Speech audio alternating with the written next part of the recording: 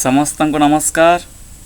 आज आम ये PC6B गोटे पॉइंट उपर आलोचना रखा ताहा प्राथमिक स्तर में संस्कृत भाषार प्राधान्य। यही पॉइंट उपर गुरुत्व दे आम कि सब पॉइंट्स को आम स्थानित करें। से सब पॉइंट्स गुड़िक है संस्कृत भाषार उत्पत्ति काल, संस्कृत भाषार श्रेणी विभाग, विश्व भाषा को संस्कृतर अवदान, भारत वर्ष रे संस्कृत भाषार गुरुत्व, ओडिशा रे संस्कृत शिक्षा एवं विदेश रे संस्कृत शिक्षा। जिते बेले वर्तमान आम कथा हबा जे संस्कृत भाषार उत्पत्ति काल, यह सर्वजन विदित जे मनुष्य समाज रे सर्वश्रेष्ठ प्राणी एवं मनुष्य अमृतर संतान। मनुष्य समाज मुक्तकंठ रे स्वीकार करिचे जे संस्कृत हेउची सर्वपुरातन भाषा एवं से संस्कृतरु अन्य समस्त भाषार सृष्टि होइछि बोली कहा जाय। पृथ्वीर प्राचीनतम ज्ञानर परिप्रकाश हुए वेद रूपरे, जहाँकि ब्रह्मांकर मुख निसृत बाणी। वेद चारि प्रकारर ऋक्, यजुः, साम, अथर्व। तेबे ब्रह्मा को आदिपुरुष रूपरे कल्पना करा जाए एवं वेद को रस रूपरे ग्रहण करा जाए। अनेक भाषाविद मानक मतरे अनेक भाषाविद माने संस्कृत भाषार उत्पत्ति को लेकिन सेमानकर मत व्यक्त करिसंती। इंग्लैंडर प्रसिद्ध संस्कृतज्ञ मैक्समुल कहती जे संस्कृत भाषार उत्पत्ति काल ख्रीष्टपूर्व 4000 बोली। अनेक पाश्चात्य संस्कृतविद माने कहती जे संस्कृत भाषार उत्पत्ति ख्रीष्टपूर्व 2500 बोली। भारतीय लोकमान्य बाल गंगाधर तिलक कहते संस्कृत भाषार उत्पत्ति ख्रीष्टपूर्व 6000 बोली। यह छड़ा वेदर मौखिक परंपरार काल निर्णय अधिक गवेषणा सापेक्ष।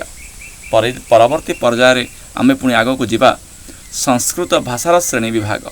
संस्कृत भाषार श्रेणी विभाग दृष्टि यह दुई भाग करा जायछि। गोटे होउछि वैदिक संस्कृत परंपरा एवं द्वितीयटी होउछि लौकिक संस्कृत परंपरा। वेदर भाषा शैली वैदिक साहित्य दृष्टि वर्तमान यह एक पुरातन भाषा रूप में अनुभूत हुए।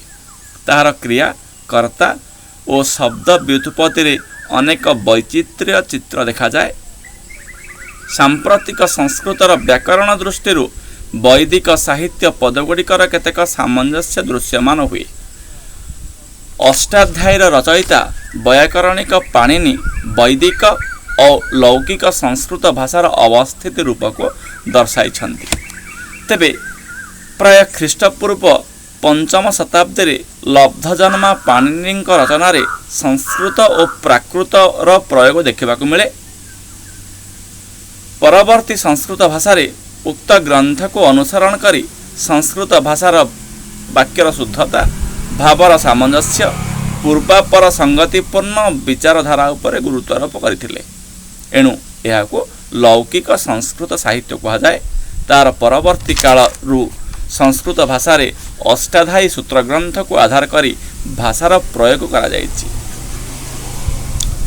लौकिक संस्कृत भाषारु प्राकृत भाषा, ताहाठारु अपभ्रंश होई पैशाची, प्राकृत, सौरसेनी, अर्धमागधी, मागधी, महाराष्ट्री इत्यादि अनेक भाषार मध्य उत्पन्न होइछि एवं वर्तमानर हिंदी, अहमिया, बंगला और ओडिया भाषागुड़िक पूर्व भारतर नूतन भाषा रूप में प्राय ख्रीष्टाब्द 1000 परवर्ती समय रे सृष्टि होई निजकु आधुनिक भाषार मान्यता मध्य देइछि एवं ताहा मध्य आधुनिक भाषा रूपे परिगणित होई गलेनी। एही दृष्टि संस्कृत को भारतीय भाषा गुड़िकर जननी बोली कहा जाए। परवर्ती पर्यायर आमे जिबा विश्व भाषा को संस्कृतर अवदान। भाषा ज्ञानविद माने निश्चित भाव में कल्पना करिसंती गोटे भारोपीय भाषा परिवार को। जदि भारोपीय भाषा परिवार को तर्जमा करा जाए तेबे निश्चित भाव में यह दुई भाग करा जाय परिबो। गोटे है शतम वर्ग आ गोटे है केंटम वर्ग। जदि शतम वर्ग कथा आम चिंता करिबा तेबे शतम वर्ग रे आसीबे भारतीय ईरानी शाखा एवं भारतीय शाखा विषय आम परवर्ती पर्यायर कथा हवा। प्रथम कथा हवा ईरानी शाखा रु आसिला ट्यूरानिक शाखा, तापर प्राचीन फरासी, तापर आधुनिक फरासी। जदि आम केंटमबर्ग कथा चिंता करिबा, केंटमबर्ग तीन भाग विभक्त हो पारे। गोटे हूँ कैलटिक शाखा, गोटे हूँ ग्रीक शाखा और गोटे हूँ इटालिक शाखा। कैलटिक शाखा रे अंतर्भुक्त हेबे जर्मानी शाखा एवं इंग्राजी शाखा। निश्चित भाव में आमर विश्व भाषा को संस्कृत निश्चित भाव में अवदान रही। यार प्रमाण जर्मानी देश में संस्कृत भाषार प्रसार बहुल भाव में रही 1852 मसीह 7 खंड विशिष्ट एक संस्कृत जर्मानी अभिधान बृहदाकार में प्रकाशित होता, जहाँकि एबे भी उपलब्ध। तद्वत् 1851 एस मोनियर विलियम नामक हालीबरी रे अवस्थापित ईस्ट इंडिया कॉलेजर जड़े संस्कृत अध्यापक इंग्राजी संस्कृत अभिधान समाप्त करी ईस्ट इंडिया कंपानी को उत्सर्ग करथिले। परवर्ती पर्यायर आम केतेक शब्दर उदाहरण नहीं देखा जे किभली भाव में संस्कृत भाषार अन्य भाषा मान सहित किभली संपर्क रही। तेबे आमर संस्कृत रे कहा जाए नामन, जाको ओडिया रे नाम बोली कहा जाए, जर्मन रे नमेन बोली कहा जाए, इंग्राजी रे नेम बोली कहा जाए, लाटिन रे नामिने बोली कहा जाए। संस्कृत रे मातृशब्द प्रचलित, जाको ओडिया रे माता बोली कहा जाए, जहाँकु जर्मनी रे मटर बोली कहा जाए, जहाँकु इंग्राजी रे मदर बोली कहा जाए एवं जहाँकु लाटिन रे मैटर बोली कहा जाए। संस्कृत साहित्य रे पितृशब्द प्रचलित, जहाँकु ओडिया रे पिता बोली कहा जाए, जहाँकु जर्मनी रे भेटर बोली कहा जाए, जहाँकु इंग्राजी रे फादर बोली कहा जाए एवं जहाँकु लाटिन रे पेटर बोली कहा जाए। तेणु निश्चित भाव में कहा जाए जे संस्कृत भाषा सहित विश्वर अन्य भाषार संपर्क रही एवं विश्व भाषा संप्रदाय को संस्कृत भाषार अवदान रही एवं व्याकरण कथा चिंता कला बेले आम जानीचे जे जते बेले संस्कृत भाषा रे कौन सी क्रियापद को आम विशेष्य पदरे परिणत करुचे सेतिकी बेले ताको आम अन्न प्रत्यय युक्त करुचे। उदाहरण गम धातु, जते गम धातु को आम ताको आम विशेष्य परिणत करवा सेतिकी बेले आम कहवा गम युक्त अन्न प्रत्यय गमन। सेमिति इंग्राजी रे गोटे शब्द नबा एडमिनिस्ट्रेट, एडमिनिस्ट्रेट को आम नाउन कला बेले आम एडमिनिस्ट्रेट प्लस TION आम ताको एडमिनिस्ट्रेशन बोली कहिबा। मु कहिथिली जे भारतीय शाखा वर्ग को आम कथबार्ता हबा बोली। तेबे भारतीय शाखा वर्ग दुई भाग विभक्त, गोटे हूँ आर्य भाषा आ गोटे हूँ द्राविड़ भाषा। तेबे आर्य भाषा को 3 भाग में विभक्त करा जायछि दिग दृष्टि उत्तरीय, पूर्वीय, पश्चिमीय। उत्तर रे आसीबो हिंदी, पूर्व रे आसीबो बंगला, ओडिया, अहमिया, पश्चिम रे आसीबे गुजराटी, महाराष्ट्री एवं द्राविड़ भाषा अंतर्भुक्त तेलुगु, तमिल, कन्नड़ एवं मालायालम। निश्चित भाव में आमर ओडिशा रे केतक आंचलिक भाषा मध्य रही, केतक आदिवासी मानकर कथित भाषा सहित अनेक मध्य उपभाषा मध्य रही।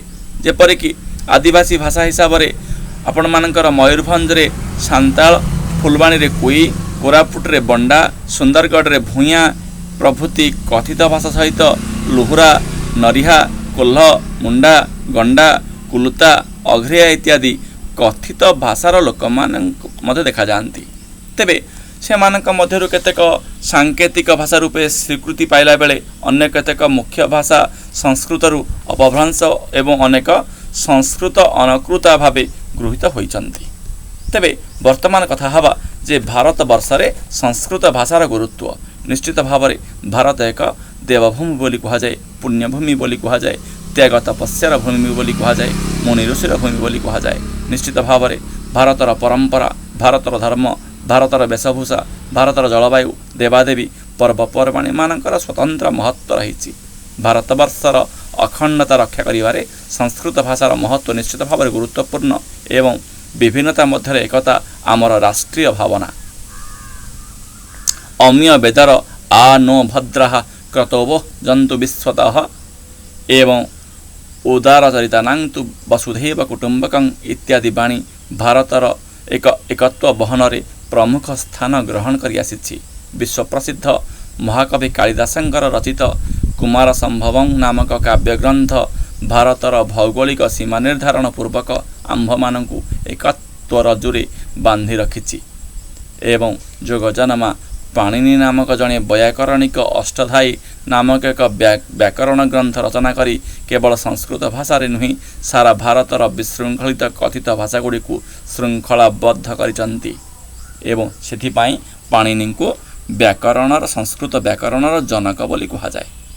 ତଦବତ ଶ୍ରୀ ଶଙ୍କରାଚାର୍ଯ୍ୟ ବ୍ୟାସଦେବ ପ୍ରଣୀତ ବ୍ରହ୍ମସୂତ୍ରକୁ ଆଧାର କରି ବ୍ରହ୍ମସୂତ୍ର ଶାରୀରିକ ଭାଷ୍ୟ ନାମକ ପ୍ରାମାଣିକ ଗ୍ରନ୍ଥ ରଚନା କରି ନିଶ୍ଚିତ ଭାବରେ ବିଶ୍ୱସ୍ତରରେ ନିଜର ପାରଦର୍ଶିତାକୁ ପ୍ରତିପାଦିତ କରିଛନ୍ତି ଏବଂ ଭାରତବର୍ଷରେ ଶତାଧିକ ବିଶ୍ୱବିଦ୍ୟାଳୟମାନଙ୍କରେ ମଧ୍ୟ ସଂସ୍କୃତ ବିଷୟ ଅଧ୍ୟୟନ ନିମନ୍ତେ ବ୍ୟବସ୍ଥା ରହିବା ସହିତ ସଂସ୍କୃତ ବିଷୟକୁ ଆଧାର କରି ଅନେକ ସଂସ୍କୃତ ବିଶ୍ୱବିଦ୍ୟାଳୟ ପ୍ରତିଷ୍ଠା କରାଯାଇଛି। 1981 ମସିହାରେ ଓଡ଼ିଶାର ପୁରୀରେ ଶ୍ରୀ ଜଗନ୍ନାଥ ସଂସ୍କୃତ ବିଶ୍ୱବିଦ୍ୟାଳୟ ପ୍ରତିଷ୍ଠା କରାଯାଇ ସଂସ୍କୃତ ସାହିତ୍ୟ, ବ୍ୟାକରଣ, ଧର୍ମଶାସ୍ତ୍ର, ସର୍ବଦର୍ଶନ, କର୍ମକାଣ୍ଡ, ବେଦାନ୍ତ, ନ୍ୟାୟାଦି ଆଦି ବିଷୟ ମଧ୍ୟ ଅଧ୍ୟାପନ କରାଯାଉଛି। ସେହିପରି ତିରୁପତି, ବାରାଣାସୀ, ଦିଲ୍ଲୀ, ଜୟପୁର ପ୍ରଭୃତି ସ୍ଥାନରେ ମଧ୍ୟ ସଂସ୍କୃତ ବିଶ୍ୱବିଦ୍ୟାଳୟମାନ ସ୍ଥାପନ କରାଯାଇଛି। ଜାତୀୟ ସ୍ତରରେ ରାଷ୍ଟ୍ରୀୟ ସଂସ୍କୃତ ସଂସ୍ଥାନ ନାମକ ଏକ ସ୍ୱୟଂଶାସିତ ବିଶ୍ୱବିଦ୍ୟାଳୟ ଅଧୀନରେ 10ଟି ପରିସର କାର୍ଯ୍ୟ କରୁଛି। ସେଥିମଧ୍ୟରୁ ପୁରୀସ୍ଥ ଶ୍ରୀ ସଦାଶିବ ପରିସର ଅନ୍ୟତମ। ବର୍ତ୍ତମାନ ଆମେ କଥା ହେବା ଯେ ଓଡ଼ିଶାରେ ସଂସ୍କୃତ ଶିକ୍ଷା ବ୍ୟବସ୍ଥା। ପୂର୍ବ ଭାରତରେ ସଂସ୍କୃତି ସମ୍ପନ୍ନ ରାଜ୍ୟ ରୂପରେ ମଧ୍ୟ ଓଡ଼ିଶା ପରିଚିତ। ଦୁଇଟି କଥା ହେବା ଯେ କେଉଁ କେଉଁ ପଦ୍ଧତି ଅବଲମ୍ବନ କରାଯାଉଛି ସଂସ୍କୃତ ଭାଷାର ଶିକ୍ଷା ନିମନ୍ତେ। ପ୍ରଥମଟି ହେଲା ପୁରାତନ ପ୍ରଣାଳୀ।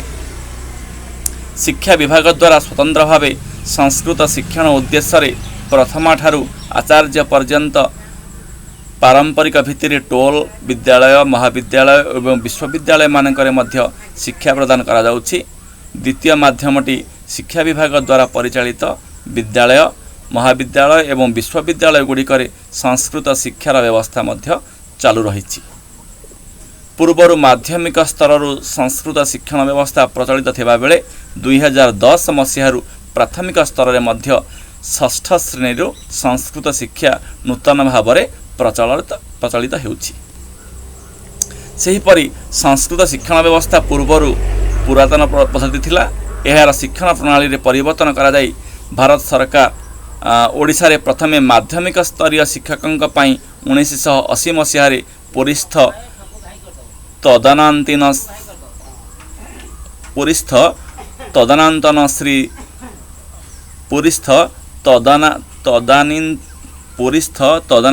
ଶ୍ରୀ ସଦାଶିବ କେନ୍ଦ୍ରୀୟ ସଂସ୍କୃତ ବିଦ୍ୟାପୀଠରେ ରାଷ୍ଟ୍ରୀୟ ସଂସ୍କୃତ ସଂସ୍ଥାର ଆନୁକୂଲ୍ୟରେ ଶିକ୍ଷାଶାସ୍ତ୍ରୀ ଯାହାକି ବିଡି ନାମକ ଏକ ପ୍ରଶିକ୍ଷଣ କେନ୍ଦ୍ରର ଶୁଭାରମ୍ଭ ହୋଇଥିଲା। ତାପରେ 2012 ମସିହାରେ ପୁରୀସ୍ଥ ଶ୍ରୀ ଜଗନ୍ନାଥ ସଂସ୍କୃତ ବିଶ୍ୱବିଦ୍ୟାଳୟ ପରିସରରେ ଏକ ପ୍ରଶିକ୍ଷଣ କେନ୍ଦ୍ର ସ୍ଥାପିତ ହୋଇଛି। ଅଥଚ 2013 ମସିହାରୁ ଓଡ଼ିଶା ମାଧ୍ୟମିକ ଶିକ୍ଷା ପରିଷଦ ଦ୍ୱାରା ପ୍ରତ୍ୟେକ ପ୍ରଶିକ୍ଷଣ କେନ୍ଦ୍ରରେ ପ୍ରାଥମିକ ଶିକ୍ଷକମାନଙ୍କ ପାଇଁ ମଧ୍ୟ ସଂସ୍କୃତ ବିଷୟରେ ପ୍ରଶିକ୍ଷଣ ନିମନ୍ତେ ଏହି ପାଠ୍ୟକ୍ରମ କରାଯାଇଛି। ତାପରେ ଆମେ କଥା ହେବା ଯେ ବିଦେଶରେ କିଭଳି ଭାବରେ ସଂସ୍କୃତ ଶିକ୍ଷା ପ୍ରସାର ଲାଭ କରିଛି। ଭାରତୀୟ ସଂସ୍କୃତି ନିଶ୍ଚିତ ଭାବରେ ସଂସ୍କୃତ ଭାଷା ଉପରେ ନିର୍ଭରଶୀଳ ଏବଂ ସଂସ୍କୃତ ଭାଷା ଶିଖାଇଛି ଆମକୁ ନୈତିକ ମୂଲ୍ୟବୋଧ, ସାମାଜିକ ଆଚାର ସଂହିତା ଏବଂ ନିଶ୍ଚିତ ଭାବରେ ପାଶ୍ଚାତ୍ୟ ରାଷ୍ଟ୍ରମାନେ ଆମର ସଂସ୍କୃତ ସାହିତ୍ୟ ଆଡ଼କୁ ମନେ ବଳାଇଛନ୍ତି କେବଳ ଉଦ୍ଦେଶ୍ୟ ସୁଖ ଶାନ୍ତି ଲାଭ ପାଇଁ।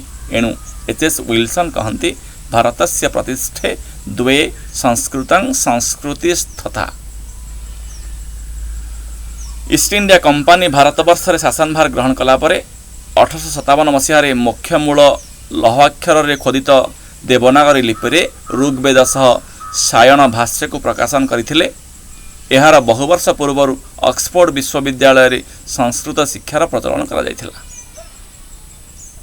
ଇଂରେଜ ସରକାର ସଂସ୍କୃତ ଭାଷା ପ୍ରତି ଅନୁରାଗୀ ହୋଇ 1783 ମସିହାରେ ଭାରତର ତଦାନୀନ୍ତନ ରାଜଧାନୀ କଲିକତାରେ ଏକ ସଂସ୍କୃତ ମହାବିଦ୍ୟାଳୟ ଓ ରୟାଲ ଏସିଆଟିକ୍ ସୋସାଇଟି ନାମକ ଦୁଇଟି ସଂସ୍ଥା ପ୍ରତିଷ୍ଠା କରି ପ୍ରଥମ ସଂସ୍ଥା ଦ୍ୱାରା ସଂସ୍କୃତ ଶିକ୍ଷଣ ଓ ପୁସ୍ତକ ପ୍ରକାଶନ ଏବଂ ଦ୍ୱିତୀୟ ସଂସ୍ଥା ମାଧ୍ୟମରେ ଅନେକ ପ୍ରକାଶିତ ପୁସ୍ତକର ଆଙ୍ଗ୍ଳ ଭାଷାନୁବାଦ ଓ ବହୁ ଅପ୍ରଚଳିତ ପୋଥିର ପ୍ରକାଶନ ବ୍ୟବସ୍ଥା କରିଥିଲେ। जर्मनी देशर बहु शताब्दी पूर्व संस्कृत भाषार आधार बढ़ी। 1852 मसीह संस्कृत ओटबुच नामक संस्कृत जर्मनी भाषार 7 खंड विशिष्ट एक बृहत अभिधान मुद्रित होती। 1791 मसीह जर्ज फास्टिन पंडित अभिज्ञान शाकुंतल नाटकर जर्मनी भाषानुवाद कर संस्कृत भाषा को देश में बेसी लोकप्रिय कराई। सेहीपरि 1814 ख्रीष्टाब्द प्यारिस विश्वविद्यालय, 1835 मसीह फिनलैंड हेलसिंकी विश्वविद्यालय, 1750 मसीह हंगेरी देशर लीडन विश्वविद्यालय संस्कृत विभाग खोल जाइए। पुनश्च चेकोस्लोभाकियार 4टी विश्वविद्यालय, हॉलैंडर 4टी विश्वविद्यालय, दक्षिण अमेरिकार पेरुरे रूस, Sweden, Poland, Indonesia, Mauritius, Philippines, Malaysia प्रभृति देश में संस्कृत शिक्षण व्यवस्था रही। अमेरिकार हार्वर्ड प्रभृति प्रमुख विश्वविद्यालय मध्य संस्कृत भाषार मान्यता आदृत हो आसी। वर्तमान मोर समस्त को टिके सूचना, समस्ते टिके बही देखिए एवं जहाँ कि मुझे ताकू टिके शुणिमे देखिए परे जदि किसी हॉटस्पॉट आसला आम पुणी कथा हवा निश्चित भाव में आउ एक सेकेंड एपिसोड रे नेक्स्ट एपिसोड रे आम देखा हवा। समस्त नमस्कार।